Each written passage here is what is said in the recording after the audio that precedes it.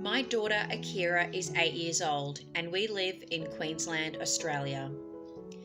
Akira is on the severe end of the SYNGAP1 spectrum, with epilepsy including myoclonic jerks, absence, eye fluttering, and drop seizures.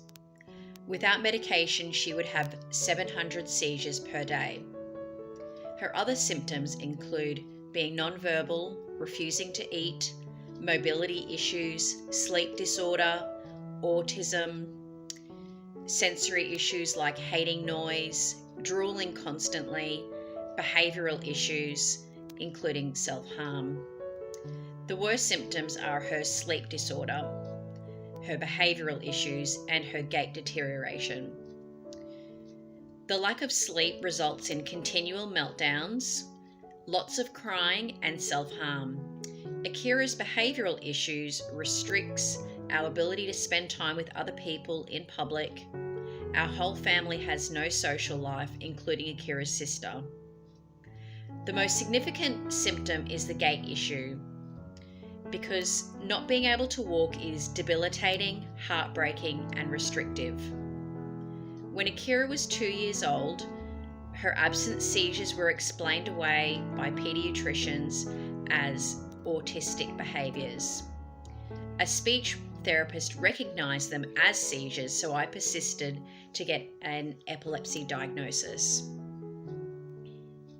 Soon after, I observed Akira fall to the ground constantly and hit her head on the floor.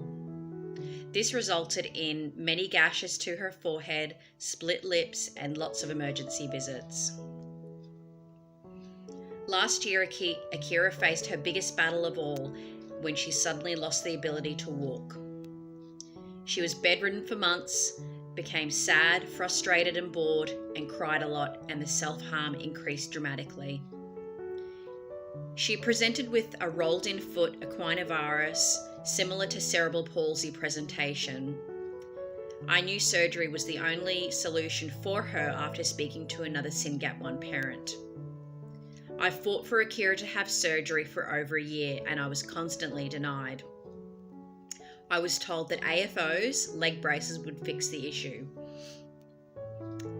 The only reason that the surgeon agreed to the surgery was because a physiotherapist advocated for Akira. By the time surgery was approved, her left foot had become well advanced and she needed her heel bone to be cut and repositioned and screwed back into place.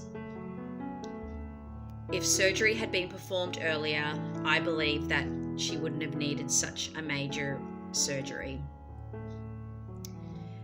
Post-surgery, Akira's acute pain was massive.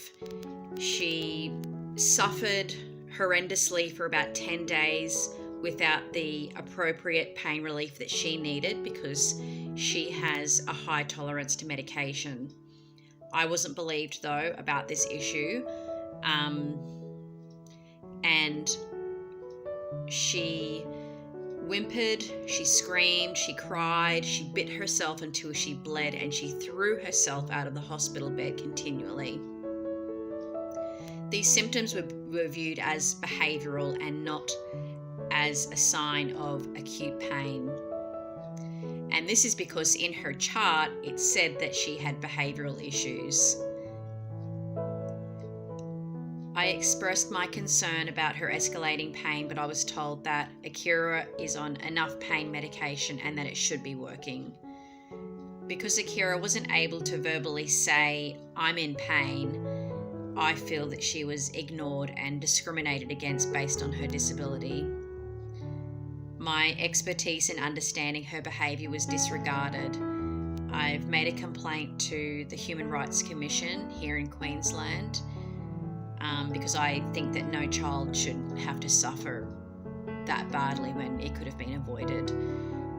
Akira can walk now, which is fantastic, and we are very grateful.